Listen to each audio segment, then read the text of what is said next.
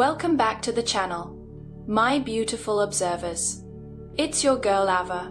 Pour yourself a generous splash of your most expensive vintage Bordeaux tonight, because we are unpacking an absolute masterclass in romantic hostile takeovers. We are diving into a story where our protagonist literally died a slow, agonizing death funding her cheating husband's illegitimate family, only to wake up, hit the ultimate reset button, and leverage her multi-billion-dollar dowry to marry his crippled, billionaire older brother. Spoiler alert!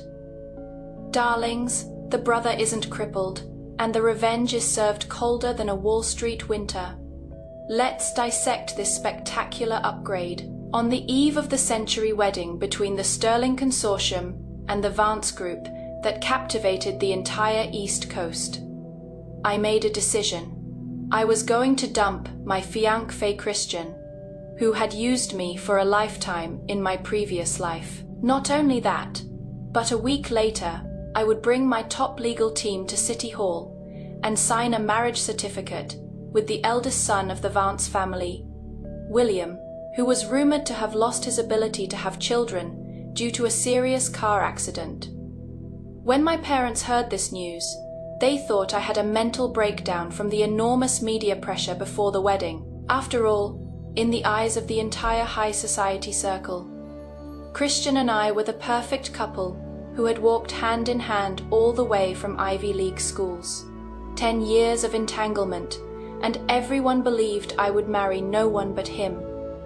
But my attitude at this moment was harder than the diamonds in a vault. All of this was only because I died too miserably, too unjustly in my previous life.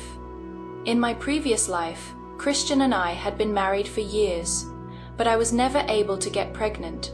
In order to have an heir of our own, he arranged countless high-intensity fertility treatments for me at those expensive top 10-tier private clinics. Those intense hormone medications and painful IVF procedures nearly destroyed my health. Yet there were still no results. Just as I was on the verge of collapse from extreme guilt and weakness, Christian showed a depth of devotion that moved everyone. He held me in his arms and gently kissed my forehead. "It is okay, Vanessa. Even without our own flesh and blood, we can adopt a child. As long as we raise them together, they'll be the most brilliant heir of our Vance family." I was moved to tears. Eventually, through an extremely discreet, high-end private agency, we adopted a beautiful baby boy with striking features. I poured all my maternal love and financial resources into raising that boy, used all the connections of the Sterling family, watched him enter top universities, step into Wall Street, and even prepared a lavish wedding for him. However, on the night of my 60th birthday party at the estate, in the shadows of the greenhouse garden, I overheard a conversation between Christian and his so-called goddaughter, sponsored by the family. Chloe's face was full of jealousy and resentment. "Chris, how much longer do I have to endure this? That boy wasn't someone she picked from some agency. He is my own flesh and blood that I carried for 10 months. I'm sick of my own son only being able to call me godmother when he faces me. When are you finally going to get rid of that eyesore of a woman, so the three of us can openly take the Sterling Family Trust Fund and live in Europe?" In the night wind, Christian's cold and cruel voice came through. "Just bear with it a little longer, darling.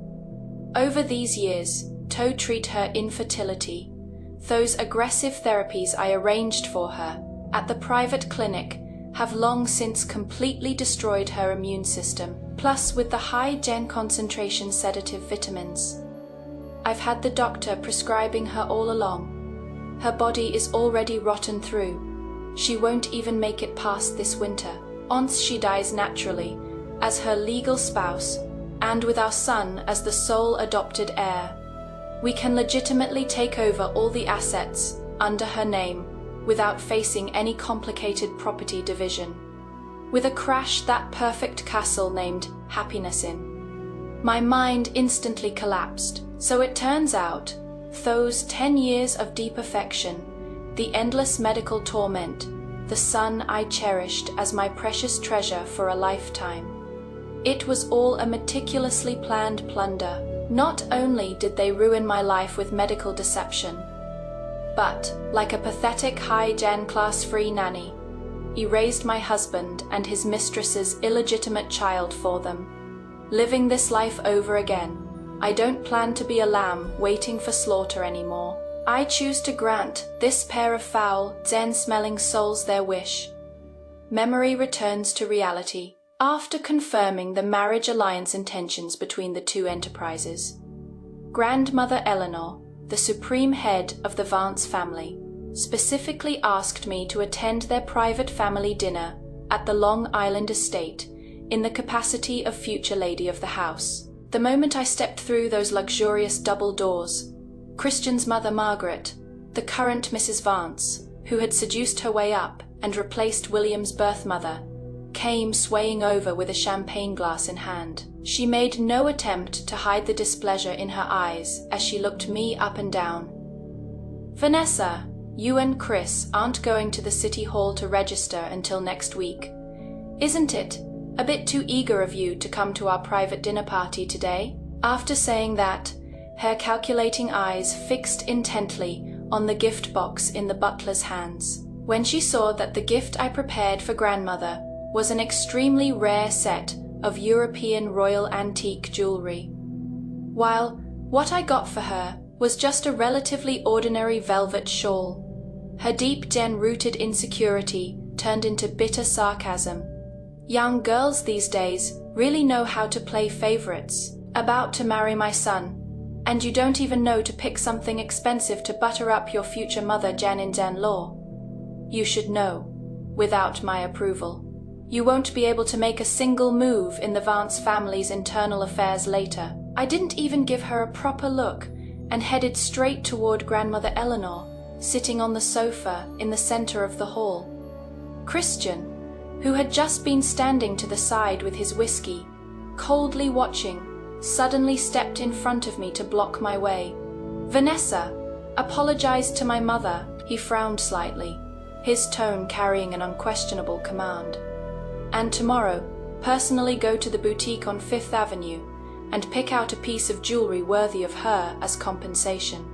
Since you're going to bear the Vance family name, you need to learn how to please my mother." Let's take a collective pause to marvel at the sheer, unmitigated audacity of mediocre men. Christian is banking entirely on the sunk cost fallacy. He genuinely believes that because Vanessa gave him 10 years of her youth, she will gracefully transition into his family's ATM and tolerate his toxic social climbing mother. Ladies, if your fiancé's first instinct is to demand you buy off his mother with Fifth Avenue diamonds after his mistress purposely spills wine on herself, he isn't looking for a wife. He's sourcing a heavily funded nanny. Vanessa's refusal to play the obedient, gaslit sheep here isn't just satisfying. It's a necessary boundary. Never fund your own disrespect. He was so high and mighty, seemingly certain that I, a docile sheep, would never dare to contradict him in the slightest. If it were my past life self, blinded by love, I would have immediately compromised, even written a check to buy a limited edition handbag to make that greedy mother Jen-in-law happy.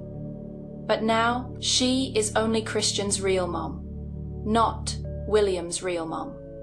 I looked at him coldly, unwilling to endure even one more second of this mother-Jen-son duo's pure, me-red lips parting slightly. Why should I please your mother? In this lifetime, I have no plans to marry you at all. Hearing this, Christian not only didn't get angry, but instead revealed a contemptuous smile. "Stop making a scene. Vanessa, on the entire East Coast. If you don't marry me, are you going to marry my crippled older brother, who has lost even the basic functions of a man?" Saying this, as if thinking of something extremely self-satisfying, he suddenly pressed me against the Roman column behind me, lowering his voice with a tone that revealed a morbid obstinacy. "I'm telling you, that old man won't last much longer. Sooner or later, control of the entire Vance group will be mine. Marrying me and being my obedient chaebol wife is your only and best option. All you need to do is take good care of my mom. Then lie in bed like a good girl and bear a legitimate heir for our Vance family. Understand?" Looking at that extremely arrogant confidence between his brows, I couldn't help but feel a chill and confusion in my heart. In my previous life, before he gained control, he never showed such an arrogant face. He always played the role of a restrained, patient, and considerate, perfect gentleman. Why now, when nothing has been settled yet, has he become so conceited?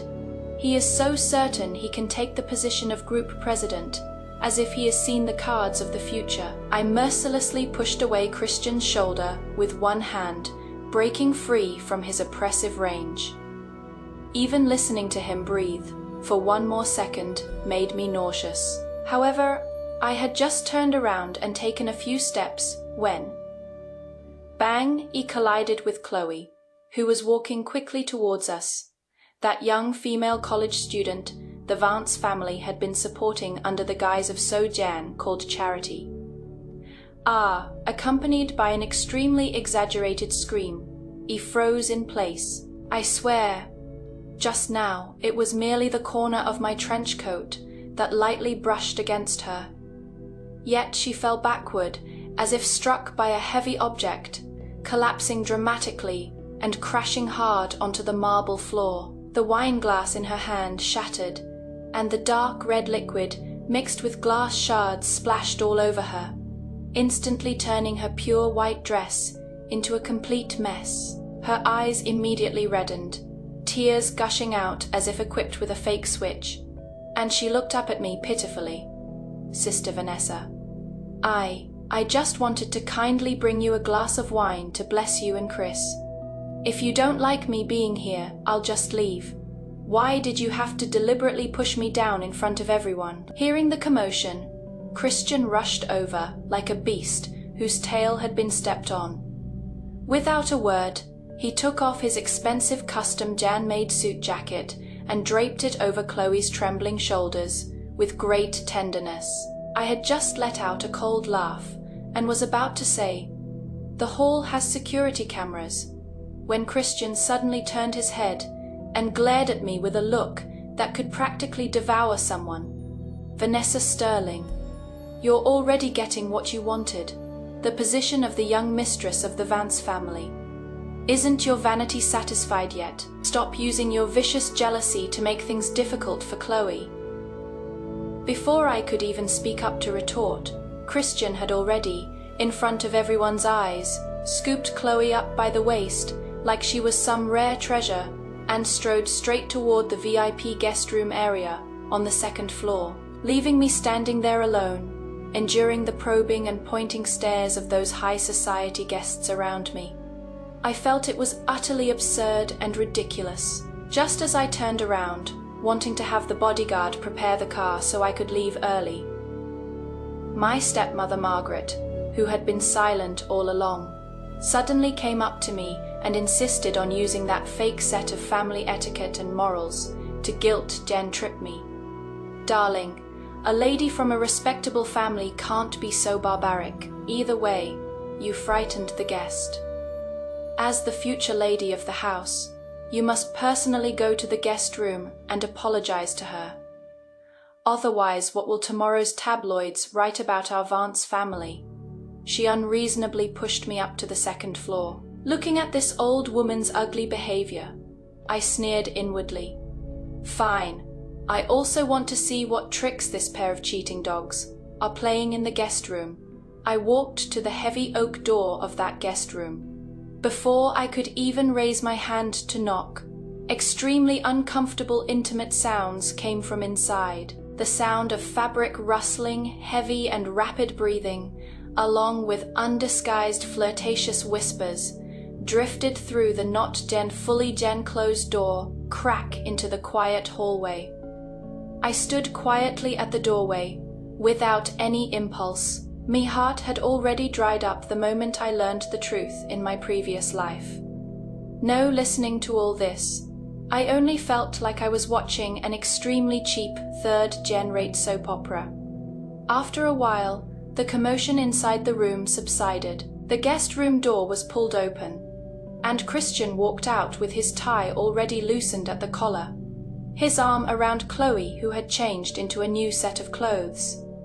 Seeing me standing at the door like an ice sculpture, he first froze in shock for a second, but after glancing at my calm expression, he suddenly sneered, a trace of sick desire for control flashing in his eyes. "What, already jealous?" He leaned close to me, and in a voice only the three of us could hear, whispered as if showing off, "Relax, Vanessa. It is just playing around for the occasion. I know you love me like crazy, so you can rest assured that no matter how I play around outside, in the end, the one who gets that title and goes with me to City Hall to sign the papers will only be you." Looking at the nauseating condescension and provocation between his brows, I curved my lips into a mocking arc. "What if I told you I would absolutely never sign those papers?" Chloe, hiding behind Christian, suddenly grabbed my arm. Her long, artificial nails dug forcefully into my skin in secret. Yet her face wore an extremely fragile expression. "Vanessa, how can you joke about something as important as marriage? All of Wall Street knows you and Chris are the most perfect match. I genuinely wish you both well, so please don't ruin the union between our two families just because you're angry with me." As she spoke, Chloe's eyes reddened, her lashes trembled lightly, and tears were about to fall again. I mercilessly shook off her hand. She immediately collapsed, like a delicate, boneless dodder flower, stumbling backwards into Christian's arms. Christian immediately held her tight, his face full of distress. When he looked up at me again, his eyes showed undisguised impatience and anger. "Enough, Vanessa. I'll say this one last time. Put away that ridiculous spoiled princess attitude of yours. I can let it slide that you pushed Chloe down in public today. But don't keep testing my limits over and over again. Go back and make good use of your family's PR team. Prepare for next week's wedding. That is what you should be doing right now." After saying that, he protectively held Chloe close and brushed past me arrogantly. An extremely strong, sickeningly sweet perfume scent wafted through the air. I recognized that scent a custom Zan made fragrance by an independent perfumer. Just last month, Christian had given me a bottle as an exclusive surprise. Turns out, his Sodzan, called Devotion, wasn't just cheap, it was wholesale. I brushed aside the long hair by my ear in disgust, unwilling to stay even one more second in this absurd manner. After briefly saying goodbye to the old grandmother downstairs, I headed straight out of the manor. I didn't expect Christian would actually chase after me. Originally, I thought he was trying to salvage some face after his earlier outburst. But instead, he just shoved a thick wedding venue directory into my arms in an extremely perfunctory manner. The wedding florals, venue arrangements, and media coordination still need to be handled by you people from the Sterling family. After all, my mom has rarely been involved with such large gen-scale elite gatherings before. I can only feel at ease leaving it to you. After saying that, he actually reached out his fingers, pretending to adjust my trench coat in a phony gesture, feigning consideration as he said, "Just bear with it a little longer, darling.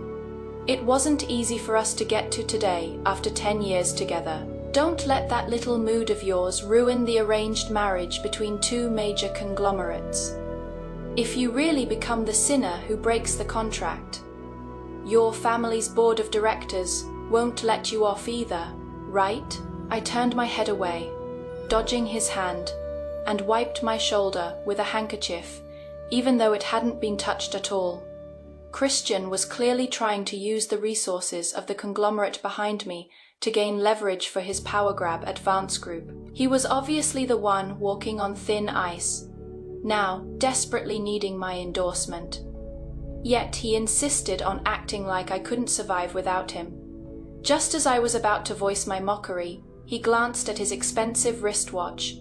"The driver is waiting for you. I won't be going to your apartment tonight. You bullied Chloe so badly today. She is frightened, so I need to take her out for a nice meal to comfort her, and apologize to her on your behalf. I need to apologize to that woman. What is even more ridiculous is that his so-called comfort is probably going to take place in some discreet luxury suite." Sure enough, the next morning, in the penthouse apartment, while drinking black coffee, I opened my phone. A virtual number sent me an extremely suggestive yet provocative audio file. Although there were no explicit words, Chloe's delicate moans and their intertwined whispers filled the entire recording. Below the audio, there was also a line of provocative text sent by Chloe. "He might give you that rigid title of Mrs. Vance, but he has already promised that only the boy I give birth to is worthy of inheriting his noble bloodline. When that time comes, all the wealth in your hands will ultimately belong to my son anyway." That recording, filled with moans and provocation, echoed through the empty penthouse apartment. I didn't feel the heart-tearing pain like in my previous life, nor did I shed a single tear. I simply calmly picked up that slightly cool cup of black coffee, took a light sip, and then pressed delete permanently. Chloe probably thought I'd rush over to confront Christian like some hysterical madwoman, or go crying about it in the socialite circle. She is too stupid. A hunter never reveals their position before pulling the trigger. I turned and walked into the dressing room, changed into a sharply tailored black haute couture suit, and applied bright red lipstick, looking at the woman in the mirror with cold eyes and full presence. I curled my lips in satisfaction. Today, I'm going to meet someone who can truly crush Christian completely underfoot. Half an hour later, my car stopped in front of a private building with extremely tight security on the edge of Manhattan. This was the Vance family's forbidden territory, and also the residence of the rumored eldest son, who had his legs ruined in a serious car accident, had a violent temperament, and was completely marginalized by the family William Vance. In the eyes of the entire upper class circle, William was a gloomy and terrifying cripple. The car accident 2 years ago not only took away his health, but also cost him the inheritance rights to the Vance Group. This was also why Christian dared to be so arrogant now. But I knew that wasn't the truth. In my previous life, just half a year before I died, this man who had been lurking in the shadows used extremely bloody and ruthless methods to purge all opposition within the Vance family overnight. If it weren't for my called son resisting desperately with the massive inheritance I left behind, Christian would have been thrown into the Hudson River to feed the fish by William long ago. The elevator went straight to the top floor. The moment the doors opened, a sharp scent of cedar mixed with a faint trace of tobacco hit me in the face. In front of the massive floor to ceiling windows, the lights were off. A tall, broad, shouldered figure sat in a custom made black wheelchair, with his back to me, overlooking the bustling prosperity of all New York.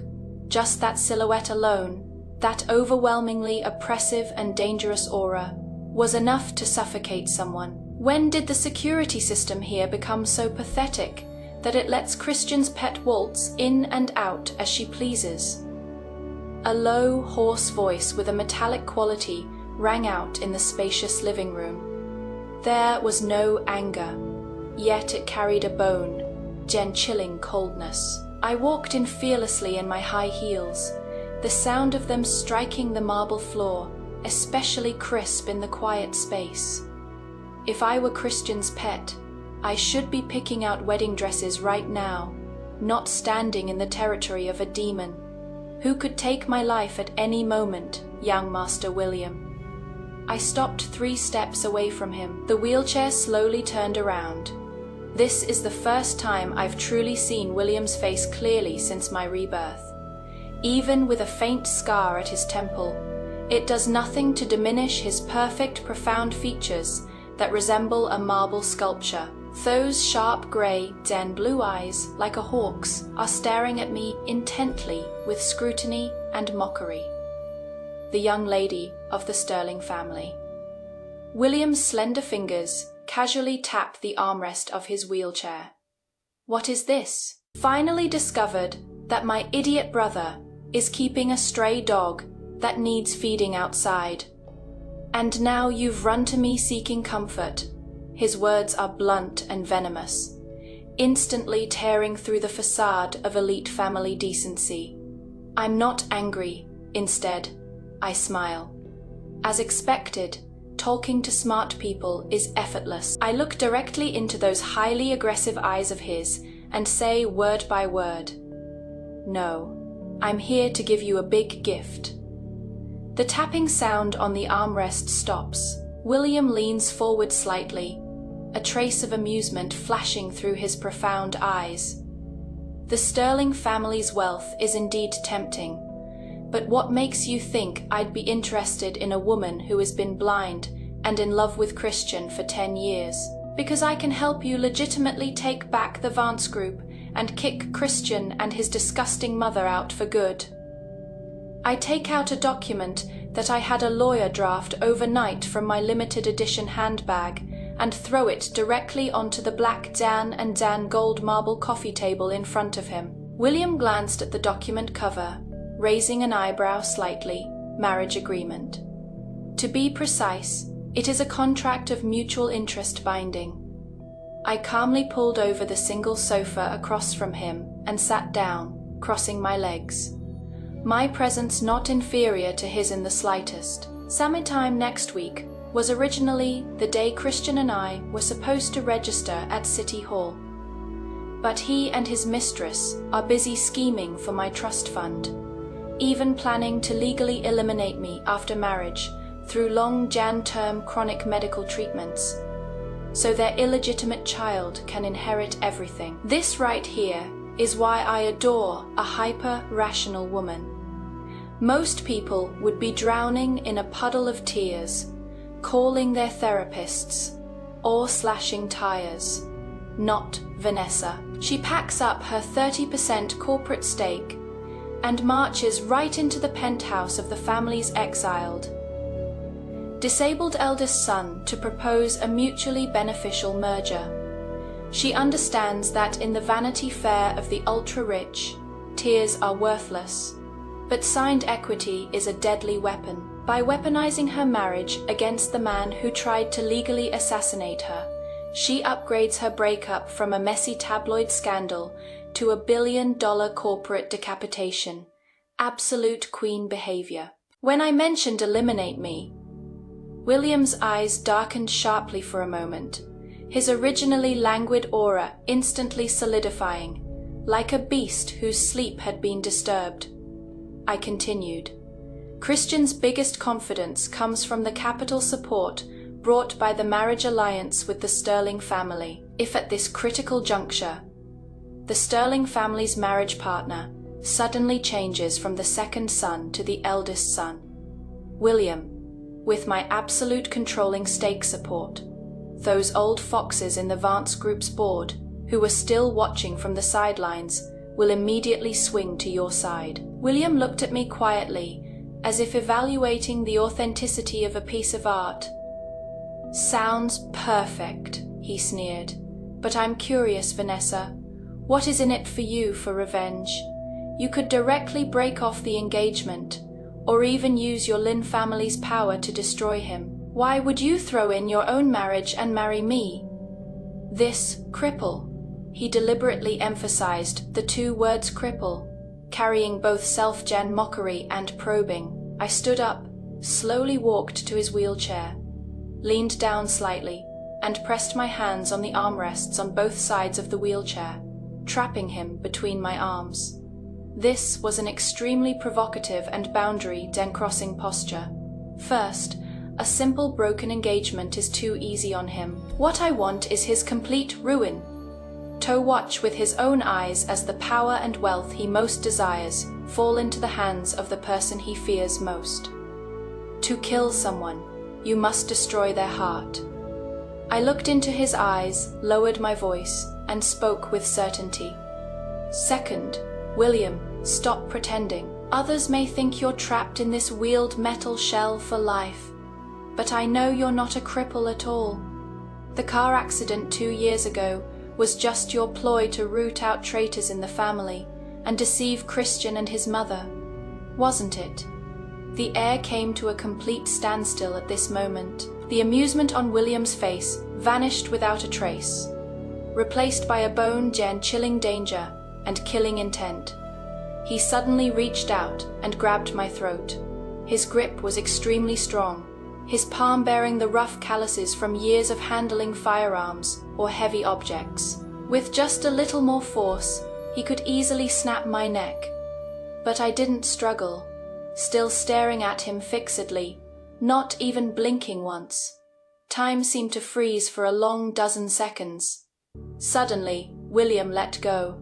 His slender fingers slid along my neck and adjusted the collar of my suit. Then, amid my involuntary gasp, he actually hooked my waist with one hand and yanked me hard.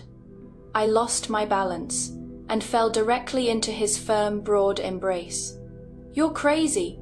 I instinctively tried to break free.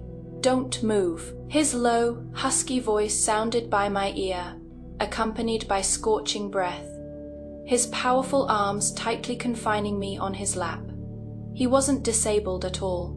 His leg muscles were firm and strong, completely the physique of an adult man in peak condition. William rested his chin lightly on my shoulder, his gaze moving past me to the agreement on the table, letting out a low chuckle. "Vanessa Sterling, you're even smarter than I imagined, and even crazier." He tightened his arm around my waist, that absolute sense of control making my scalp tingle instantly. "This contract, I'll sign it," he whispered in my ear, his voice seemingly wrapped in hellfire. "However, since you've voluntarily entered the devil's domain, don't expect to leave easily afterward. From today on, you are my Mrs. Vance. Anyone who dares to touch a hair on your head, I'll send them to hell." A week's time passed in a flash. Outside Manhattan City Hall, the area had long been surrounded tightly by the top financial media and gossip reporters from the East Coast. The union between the heiress of the Sterling Consortium and the second son of the Vance Group was dubbed by the media as the most expensive marriage on Wall Street in a decade. I sat in the back seat of the bulletproof Maybach, wearing an elaborate haute couture white suit dress from a top atelier by the Seine River. I chose not to wear a traditional wedding gown with a train, because today I was here to dominate the battlefield, not to be a doll for others to manipulate.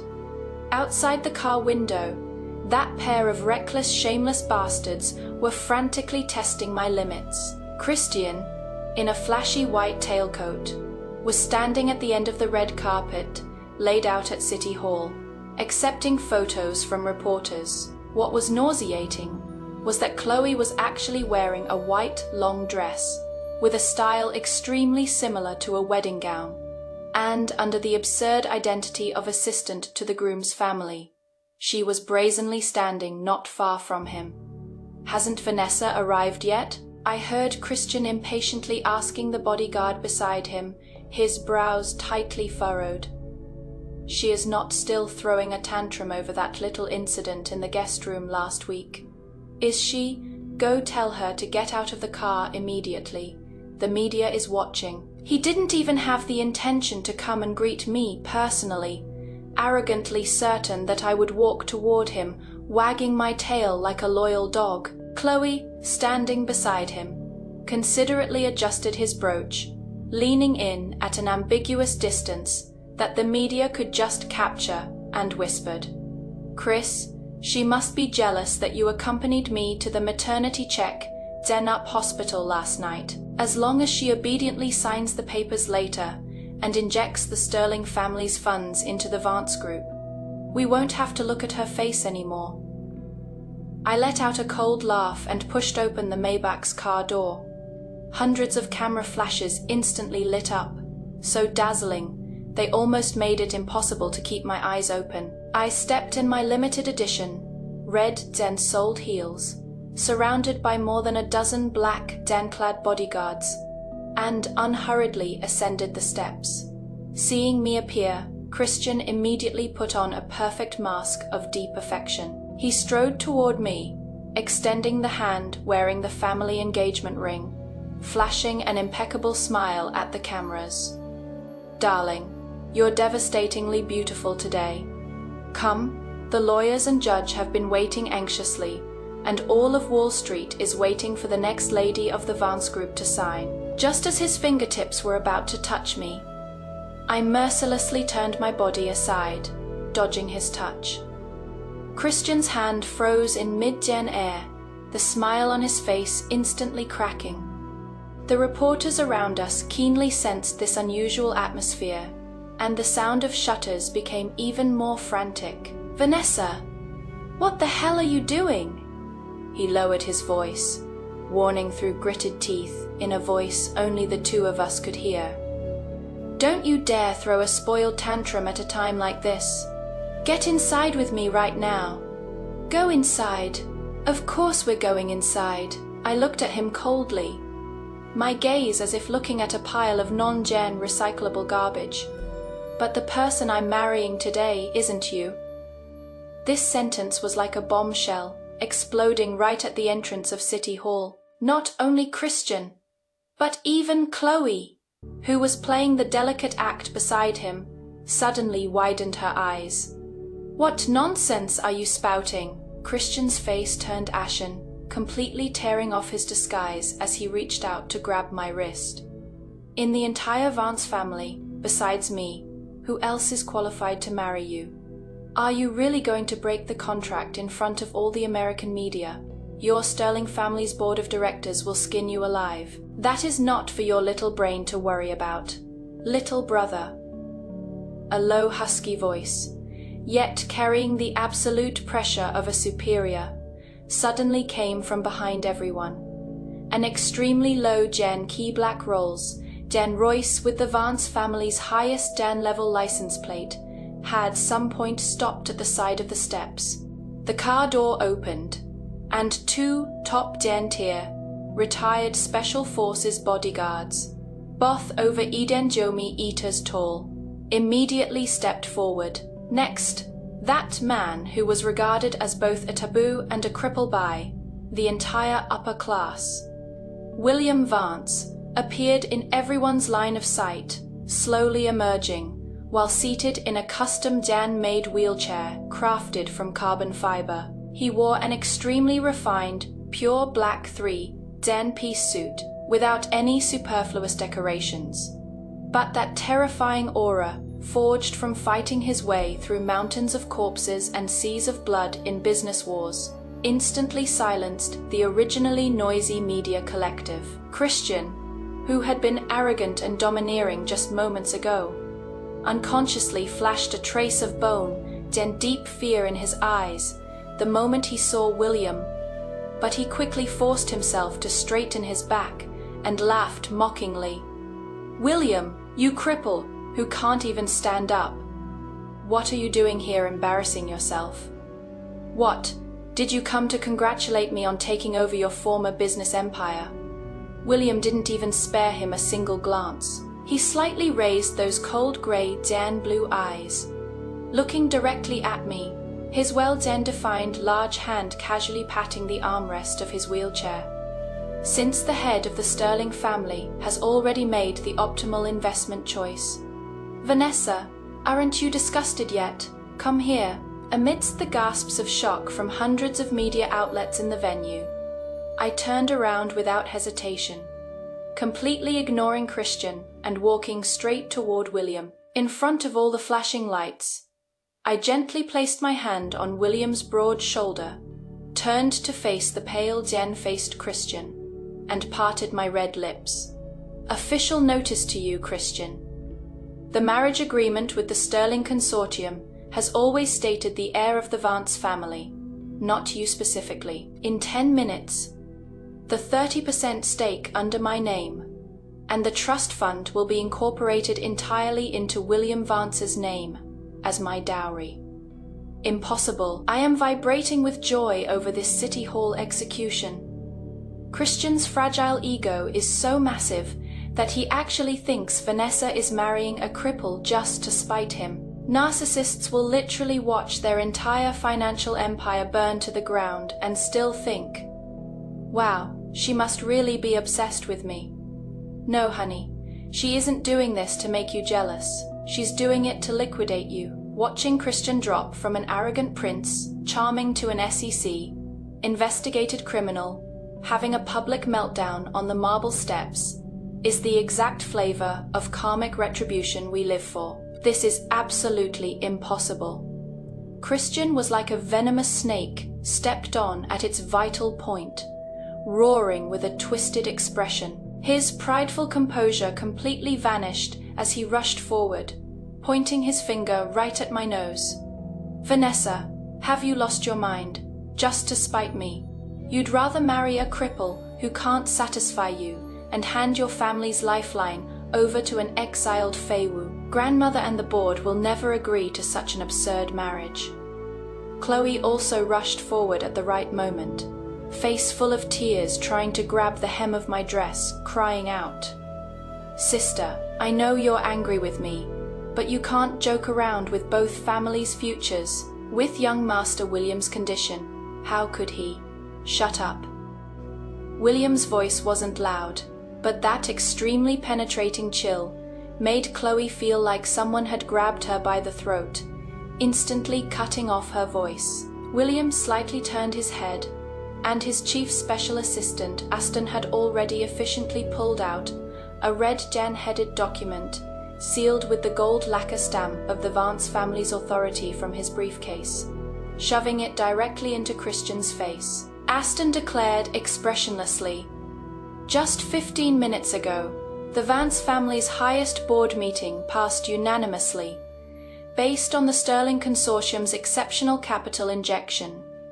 Mirror William Vance will immediately resume his position as executive president of Vance Group. At the same time, the old madam personally ordered the revocation of all core management authority.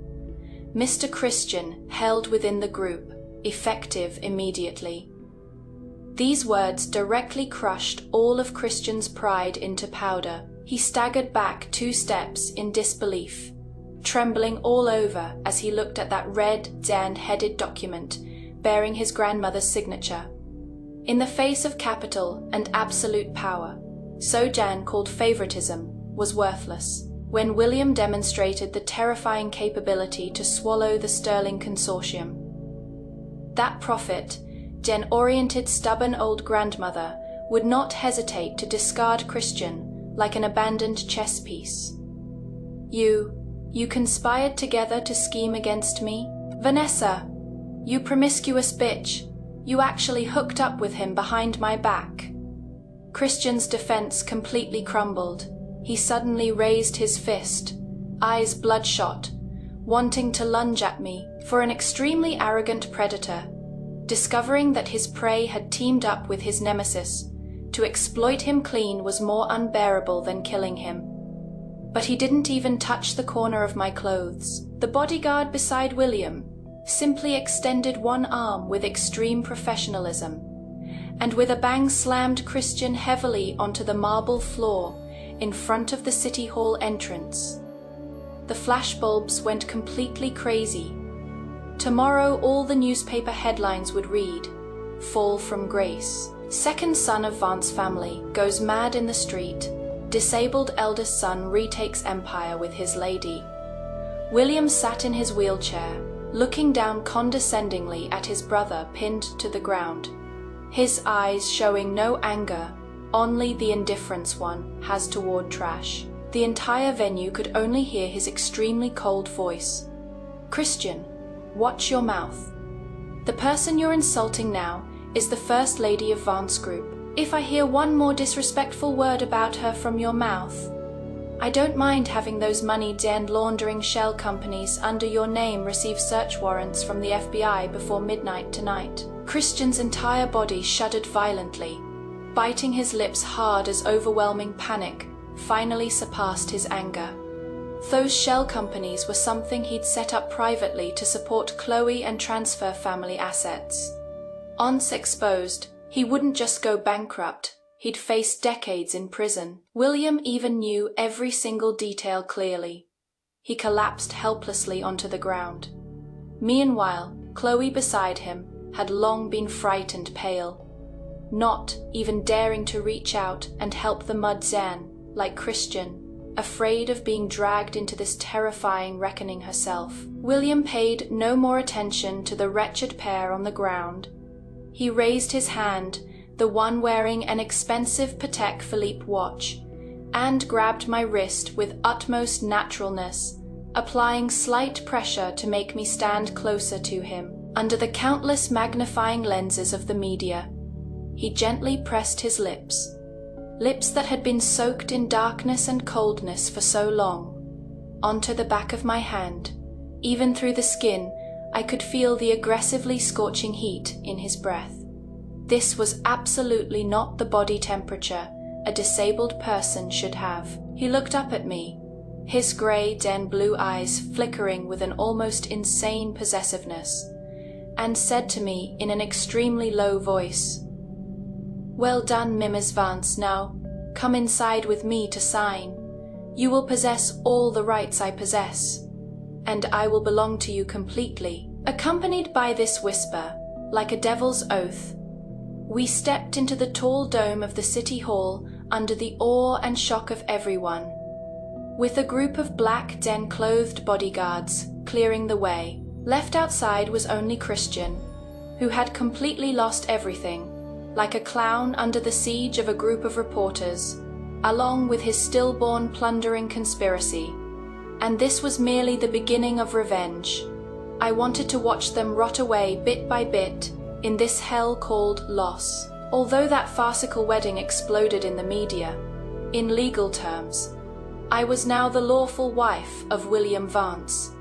When that black Rolls-Jan Royce drove into an extremely private estate on the north shore of Long Island, night had already completely fallen. This enormous Victorian building stood alone on the cliff's edge, surrounded by dense forest, compared to Christian's mansion full of nouveau riche vibes. This place was permeated with an oppressive and dignified atmosphere unique to ancient families, like a silent fortress. "Young master, young madam, we've arrived." The driver respectfully opened the car door. William didn't let anyone help him. His slender fingers skillfully maneuvered that custom Dan-made wheelchair out of the car. His movements were elegant and smooth, showing no awkwardness brought by disability, instead revealing a languid sense of control. "Welcome to your new home, Vanessa." He stopped at the entrance, turned to look at me with that meaningful smile playing at the corners of his mouth. "There are no annoying reporters here, no fake socializing, and no Christian buzzing around like a fly. Just you and me." I wrapped my cashmere shawl tighter around myself. The sea breeze was a bit cold. "Sounds tempting, William."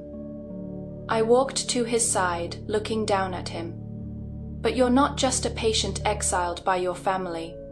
You're also a control freak lunatic. I'm curious if we have a disagreement. Will I end up like those competitors of yours, bankrupt overnight, rolling out of Wall Street with massive debts?"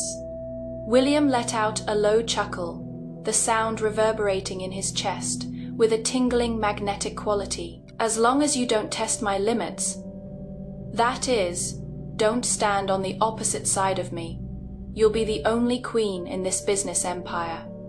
His words carried a warning that was hard to tell if it was real or not. Just then, an old butler dressed in a formal uniform came out with 2 rows of servants, all bowing to me in unison. "Young madam, dinner is ready, also. The room young master instructed us to prepare for you is next to the master bedroom." The old butler glanced at William with hesitation. "No," William interrupted coolly. "Move all her things into my bedroom." Everyone was shocked, including me. "William, this doesn't seem to be within the scope of our agreement." I frowned. "The agreement only stipulates equity exchange. It doesn't stipulate marital obligations." William turned his wheelchair and slid straight into the room, his voice brooking no argument in Vance's manner. "There is no rule about sleeping in separate rooms. In order to make those old foxes on the board believe that the Sterling Consortium's funds are absolutely safe, we need to act like a real, inseparable community of interests." I looked at his retreating figure. This man was indeed a control freak. But I'm not some weepy little rabbit. Once inside the master bedroom, I discovered this man's taste was extremely cold. The enormous room was almost entirely decorated in black, white, and grey tones, with that custom Jan-made bed large enough to sleep 4 people, looking particularly conspicuous. "Go take a shower." William, with his back to me, unbuttoned 1 button of his suit jacket, his voice devoid of emotion. "I don't like my bed contaminated with any dust from outside. Tomorrow you're going to accompany me to the company as the new major shareholder to settle that mess of accounts Christian left behind. You want me to be your shield?" I understood his intention. "I'd say partner." William suddenly turned his wheelchair around, his deep grey Zen blue eyes staring straight at me. "Besides, I need to confirm something. When you helped me fight back against Christian at City Hall today, was it to vent your anger? Or have you really seen clearly who can have the last laugh in this Wall Street power game? If I don't answer this question, well, I'm afraid I won't get through tonight easily." I looked straight into those eyes that seemed able to see through everything. "Without William, he never make losing deals. Christian is a useless piece of trash who only relies on his mother, while you're a lion pretending to sleep. I don't just want revenge, I want to take back what is mine with interest. In this Vanity Fair, only you can be my blade." I paused, deliberately using a somewhat tempting tone to ask back. "Or is it that young Master William has no confidence in himself? Afraid that I'm also like those vulgar women, only valuing an intact shell, and underestimating that brain of yours that can manipulate global markets?" This sentence was a deadly minefield, and also the highest level of provocation. William's gaze instantly darkened, the dangerous aura within it seemed to lower the temperature of the entire room by several degrees. The next second, my wrist was suddenly seized, the world spun, and I was pulled down by an enormous force, falling directly into that large wheelchair, forced to sit on his lap. That man, who was supposed to be paralyzed in his lower limbs and unable to move freely, was now firmly restraining me in his arms with both hands. His slender fingers gripped my chin, forcing me to lift my head. "Are you testing me, Vanessa?" William stared at me intently, our faces less than 5 centimeters apart. His breath was scorching hot, and his eyes carried an oppressive feeling as if he wanted to devour me. "I told you, don't play with fire. The things a body can do are far more than you imagine." This was absolutely a naked threat, and also the most fatal temptation. I knew he was desperately hiding that earth-gen shattering secret about his legs. In my previous life, William never publicly revealed the truth about his physical. This must be his ultimate trump card for deceiving his enemies. But I could clearly feel that the muscles of his thighs, through his suit pants, were taut and powerfully supporting my weight. Just as I was preparing to test him further, the encrypted satellite phone on his desk suddenly emitted a piercing alarm sound. William closed his eyes, took a deep breath, and forcibly suppressed the turbulent emotions in his eyes. He released me, answered the phone, and his voice instantly returned to the cold tone of that ruthless capitalist machine. Speak. Aston's anxious voice came through the phone. Boss, Christian's mother has made her move. She is taking advantage of the fact that you haven't officially completed the equity transfer registration yet, and is using her authority in the Cayman Islands to forcibly transfer the patent assets of 3 core medical technology companies under the Vance Group. William's gaze instantly turned cold as ice. Utterly foolish, he sneered. Get the car ready. We're going to Long Island I, William's private data center. Notify the trading team. Every own online tonight. He hung up the phone and looked at me. You're lucky tonight. Christian and his old mother are trying to snatch food from our bowl. Sleep by yourself, Emma's Vance. Watching his figure slide toward the door, I straightened my disheveled silk nightgown and stood up. Take me with you. William stopped his movement, turned back to look at me, frowning slightly. This is an internal financial strangulation war within the Vance family. There is no gunpowder, but it is more brutal than real blades and bullets. Not suitable for a socialite like you, who has been well den protected since childhood. I stepped barefoot on the carpet, walked up to him, my gaze resolute. First, I'm now the largest external shareholder of the Vance Group. Touching your money means touching my money second. The Sterling family's funding channels in the Cayman Islands are broader than yours. Take me along, and I can double your hunting efficiency tonight. William stared at me for a few seconds, then suddenly curled his lips, revealing an extremely charming yet bloodthirsty smile. Perfect. He tossed me one of his black cashmere coats. Put it on. Since you want to see the capitalist hell, stay close to me. The Eye of Long Island wasn't located in the bustling downtown area, but hidden deep underground in the estate, atop Dentier nuclear bunker. This was William's true business empire command center, and also the intelligence black hole that countless Wall Street tycoons feared. On the massive curved screen wall, dark blue data waterfalls and K-Den line charts of global stock markets were flashing frantically. More than a dozen of the world's top financial hackers and quantitative traders were standing ready. Boss. Aston came forward and handed over a tablet. Christian's capital chain has already started money Zen laundering transfers through 6 shell companies. In an estimated 40 minutes, this batch of patent assets worth $3 billion will completely break free from the group's control. 40 minutes. William sat in the center of the control console, like a cold monarch. His fingers flew rapidly across the keyboard, too slow. I don't want to give them even 10 minutes. Without looking back, he issued commands one after another. Team 1, cut off the Goldman Sachs backup channel they're using. Team 2, anonymously send the evidence of Christian's money laundering at Las Vegas casinos last year to the SEC, trigger the automatic review mechanism, and freeze all their offshore accounts. The entire command center was left with only the frantic sound of keyboards and William's low, decisive, lethal commands.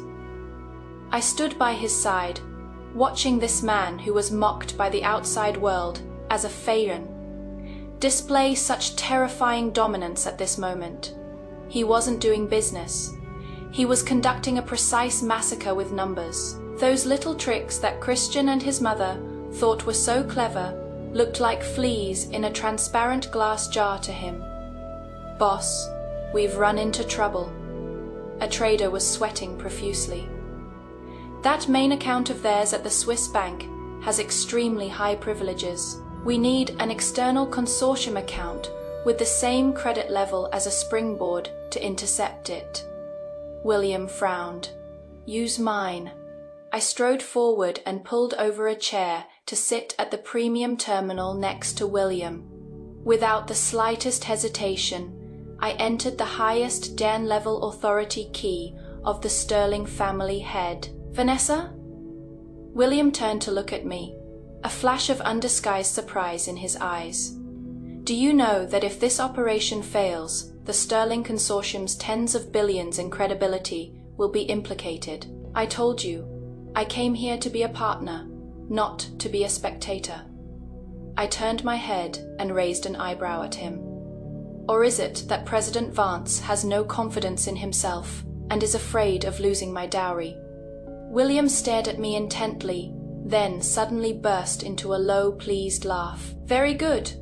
Open the channel to the Sterling Consortium. He spun around abruptly and issued the final killing order. Since Miss Sterling is so generous, tonight we'll swallow everything from Christian's line whole, skin bones and all. In the final 5 minutes, the fund transfer progress bar froze at Baifunjajoshio. As William hit the last enter key, the red dot on the screen representing Christian and his mother's offshore account instantly went dark, replaced by the golden icon representing the Vance and Sterling Joint Trust lighting up completely. 3 billion in core assets were not only completely intercepted, but following the trail. Over 1 billion in private assets that Christian and his mother had hidden overseas were all frozen and merged into the main account. Done. The SEC investigation order will be delivered to Christian's mansion right on time at 8 tomorrow morning. Aston let out a long breath, and the entire team erupted in suppressed cheers. After this smokeless yet thrilling battle ended, the people in the command center very tactfully evacuated quickly, leaving this deep blue space to us. The code on the screen was still flickering, reflecting on William's chiseled face. He slowly turned his wheelchair to face me, his grey Den blue eyes no longer filled with cold data, but burning with an almost savage possessiveness born from extreme excitement and victory. That was the look a lion has when he sees a lioness worthy of hunting alongside him. 3 billion secured, plus an extra 1.5 billion profit. I leaned against the console, looking at him, though I tried my best to maintain elegance. My racing heart still betrayed the extreme thrill I'd experienced in that gamble. Looks like this investment has a very impressive return rate. William didn't speak. He suddenly reached out, grabbed my wrist, and with a slight pull, yanked me into his embrace. Tonight's most impressive return. He looked up at me, his voice, especially low and hoarse from having just gone through an intense mental battle. Isn't that 1.5 billion? It is you. Before I could react, he had already clasped the back of my head and kissed me without any warning. This was an extremely domineering, aggressive kiss, even carrying a kind of fervent intensity, like surviving a disaster. There was no gentleness whatsoever. His lips and teeth carried a faint mint flavor and assertive male hormones, wildly plundering my breath. This wasn't the kind of cautious, tentative kiss from ordinary romance dramas.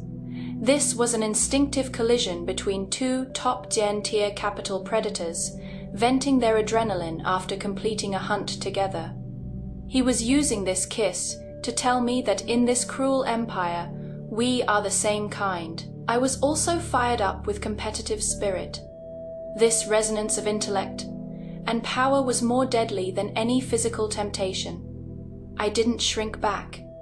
Instead, I reached out and tightly grabbed the collar of his expensive shirt, beginning to respond to the kiss just as fiercely. In front of the deep blue data waterfall, on this throne that controlled the flow of tens of billions in funds, we entangled with each other like two beasts that had just finished tearing apart their prey.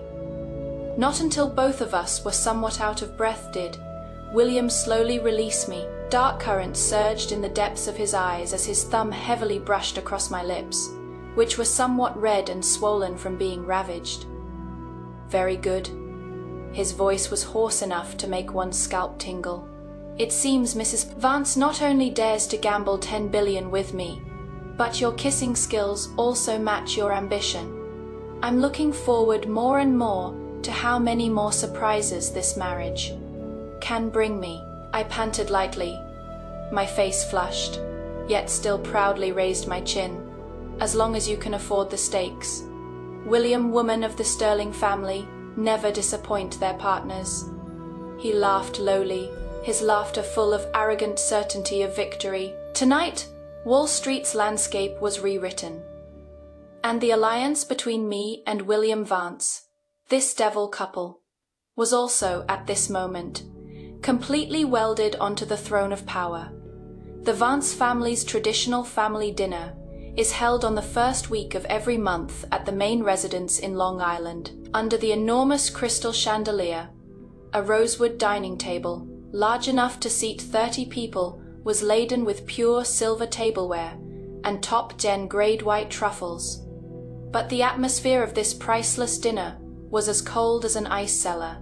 William and I sat side by side on one side of the long table. William wore an extremely well-tailored black haute couture suit, and even sitting in a wheelchair, the aura of authority radiating from him was enough to freeze the air in the entire dining room. Sitting across from us were Christian, his always well-maintained mother Eleanor, and a young girl in a white lace dress who looked pitiful and delicate.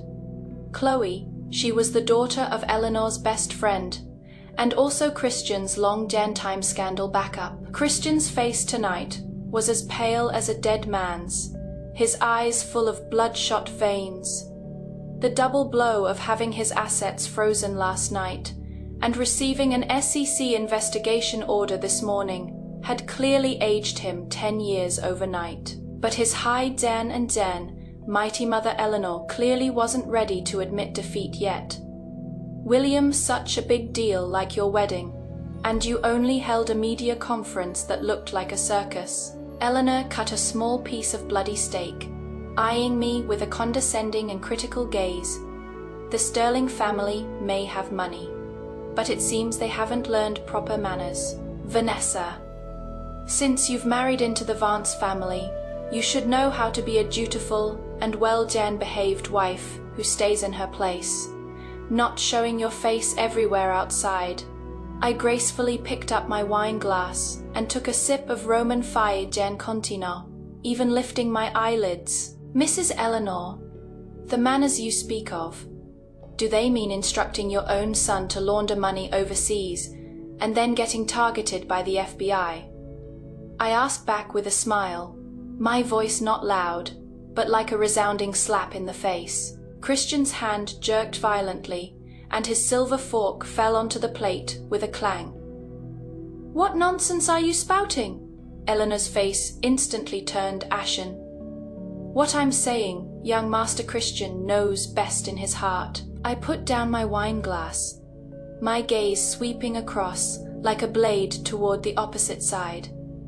By the way, let me remind you, I'm now the largest individual external shareholder of Vance Corporation. If the Vance family's rules mean having major shareholders wash dishes in the kitchen, then perhaps I should sell all my shares tomorrow and let Vance Corporation's stock price experience a high dive.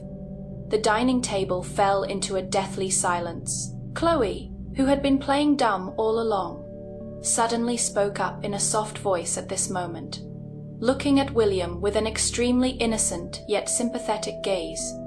Sister Vanessa, how can you talk to an elder like that?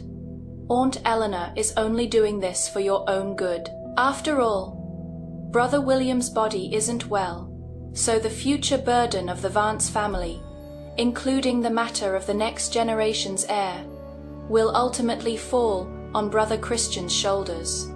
As a wife, you should put more thought into taking care of Brother William's health. What a high-gen level green tea bitch. In just a few sentences, She not only insinuated that William was a cripple who can't produce an heir, but also conveniently elevated Christian's status. William had been methodically wiping his fingers, but upon hearing this, his movements stopped. In those grades and blue eyes of his, a familiar, chilling, murderous intent began to surge. But I didn't give him a chance to lose his temper. I directly reached out and very naturally covered the back of William's hand on the table, gently soothing him. Then I looked toward Chloe and let out a light laugh. "Miss Chloe, is it?" I leaned forward slightly, looking at her with the kind of gaze one reserves for the mentally challenged. "Have you read too many romance novels and had your brain shrivel up? In this day and age, only useless trash would treat having children as the sole bargaining chip for fighting over family assets." Chloe's face instantly flushed red, tears immediately welling up in her eyes.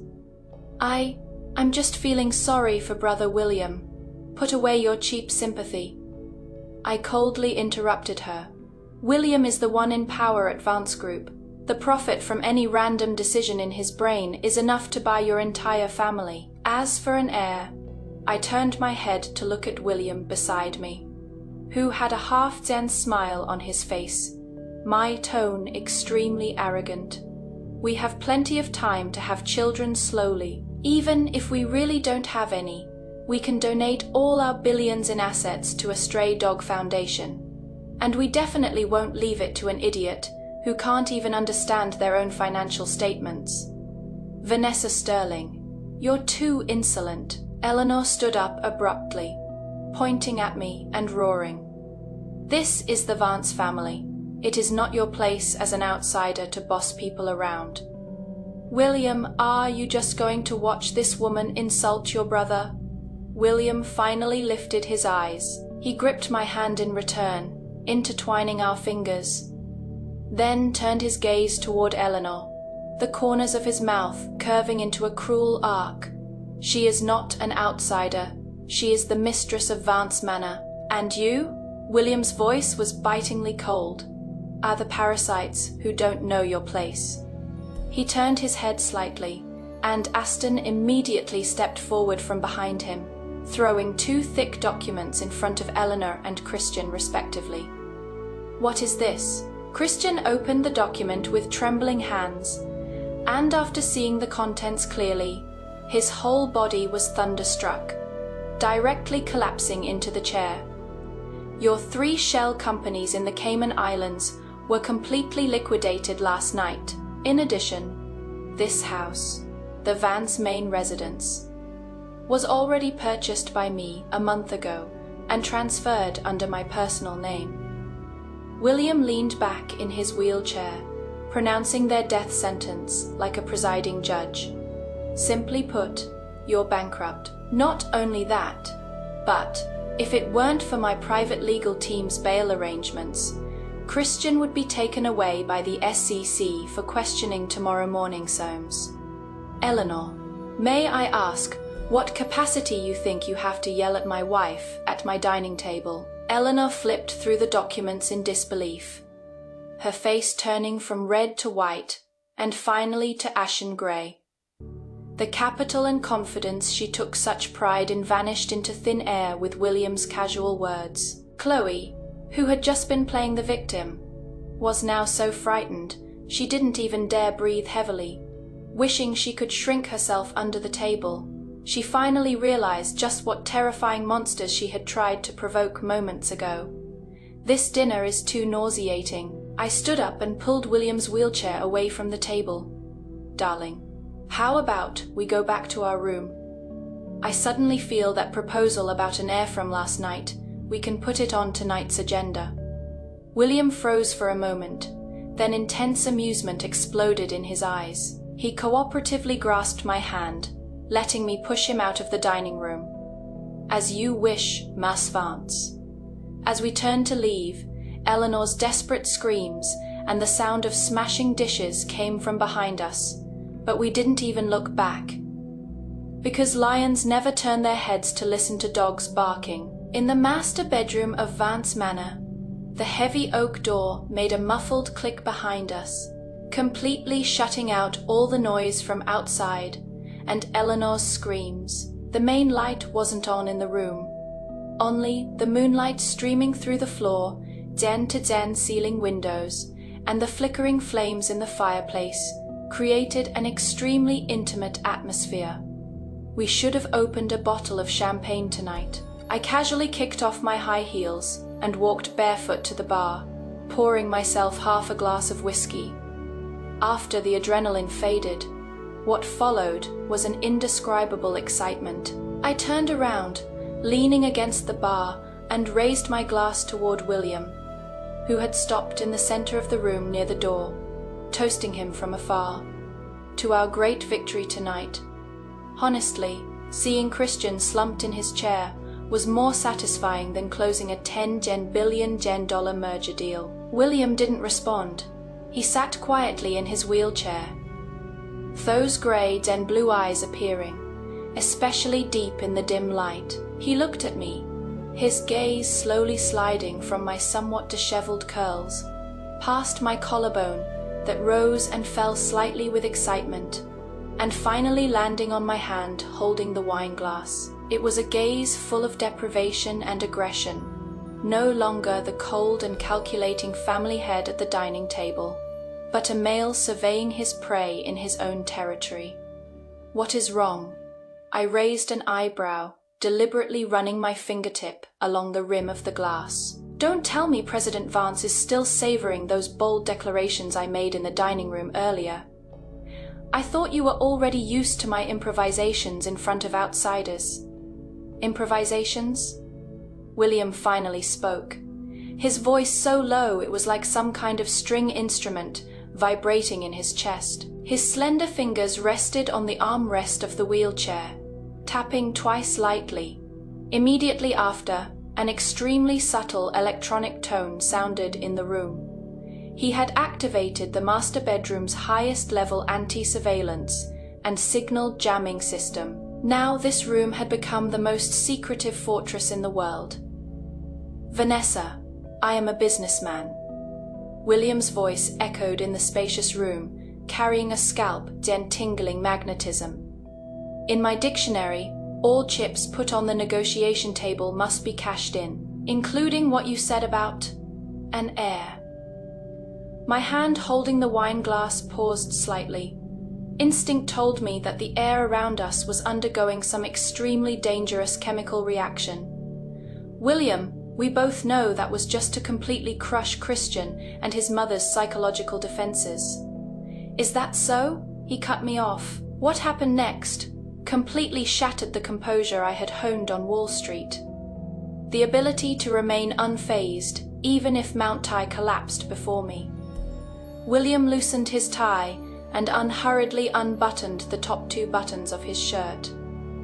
Then he braced his hands on the armrests of the wheelchair, without any assistive devices, without the slightest stumble or weakness. The heir of the Vance family, who had played the cripple in front of all of Wall Street for 3 whole years, who had been mocked by countless competitors as someone destined to spend the rest of his life in a wheelchair, just like that, stood up with extreme steadiness, grace and power. The oppressive presence of his 6'10" Gen 3 frame instantly filled the entire space.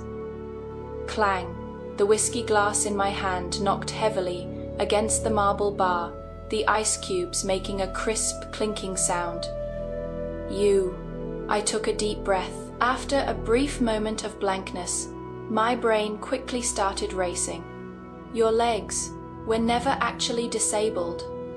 William strode toward me with his long legs, step by step.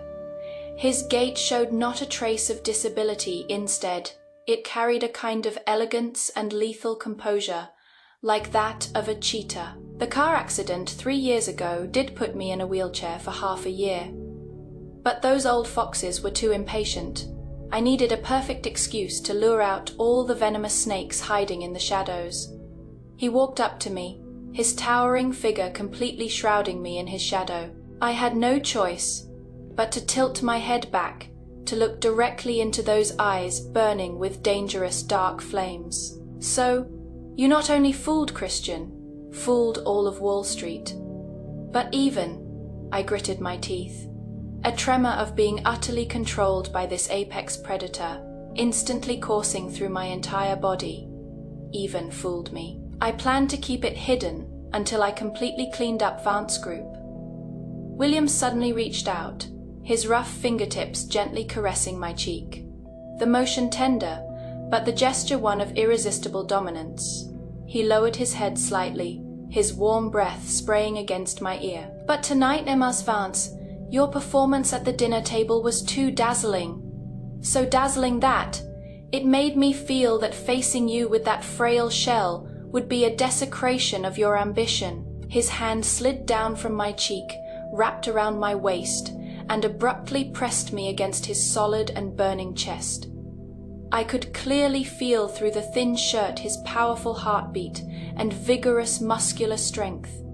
"You said, a cripple has no right to conceive an heir with you." William's nose was almost touching mine, his eyes undisguisedly mad with possessiveness, his voice hoarse as hell.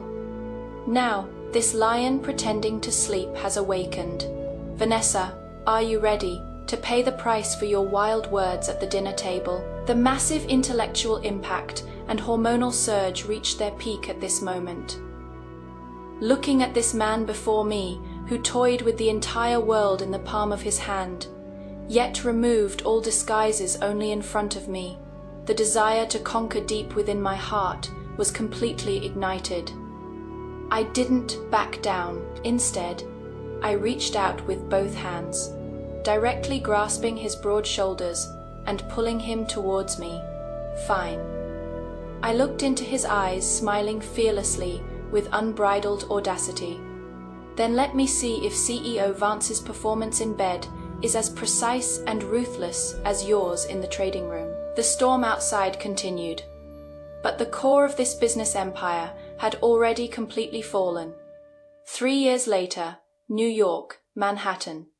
On the top floor of the Vance Group headquarters building, beyond the massive floor gen-to-gen ceiling windows, the bustling night view of all of Wall Street lay beneath my feet. I wore a striking dark red velvet haute couture gown, holding a glass of champagne in my hand, languidly leaning back on the leather sofa. On the enormous holographic projection screen, the latest Bloomberg headlines were scrolling. "Vance Group completes acquisition of the century. Market value breaks through the $1 trillion mark. William Vance and Vanessa Sterling, Wall Street's most unshakable power couple." And in the corner of the screen, an inconspicuous social news item flashed by Christian Vance, once infinitely prestigious, due to long-term, massive debts and bankruptcy of credibility, was spotted yesterday outside a cheap motel in Brooklyn getting drunk and brawling, and was detained by police once again. As for that haughty Lady Eleanor, she now can only barely get by selling off a few pieces of outdated jewelry from her private collection in earlier years.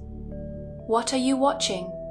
A strong arm wrapped around my waist from behind. William wore an extremely well-tailored pure black suit, carrying a faint scent of cedar and the sharp aura of having just finished a board meeting. He wasn't in a wheelchair.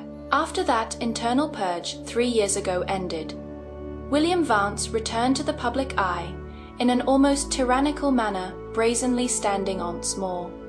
All those Wall Street old foxes who tried to short Vance Group during that turbulent period were uprooted by him using the most cold, dan-blooded methods. Only then did the entire financial world suddenly realize this lion playing dead not only had sharp teeth, but had long since set its sights on everyone's throats. I leaned back into his broad chest and chuckled softly, watching a homeless dog's downfall. But honestly, compared to Christian, I missed that night 3 years ago when you were in the wheelchair and pressed me against the marble bar counter even more. William's movements paused slightly, and a familiar dangerous flame quickly surged in his grey, Dan blue eyes. He lowered his head, punitively bit my earlobe, his voice deep and husky. "Mrs. Vance, I remember at 3 a.m. yesterday, you were still complaining that my stamina made you miss this morning's transoceanic conference call to London." I raised my eyebrows, turned around without backing down, and wrapped my arms around his neck. That was a reasonable complaint, as the largest shareholder of Vance Group. After all, our twin heirs have nearly blown the roof off the house, and you, as their father, can't just break a sweat only when making them. Right? Yes, 2 years ago, when we were vacationing on a private island in Hawaii, we completely fulfilled the wild talk from that family dinner back then. William laughed lowly, the vibration from his chest spreading through the thin fabric across my entire body. He bent down slightly, directly scooped me up horizontally, and strode toward the large office desk. "Since the meeting has already ended, how about we discuss next quarter's investment plan?" He placed me on the edge of the desk, his hands braced on either side of me, completely trapping me in his territory. For example, making another little heir. Outside the window, Manhattan's dazzling lights still flickered, countless people killing and falling in this arena of capital. But in this room, at the pinnacle of the empire, only we stand side by side. No betrayal, no pretense, only evenly matched love, and the throne we will forever rule together.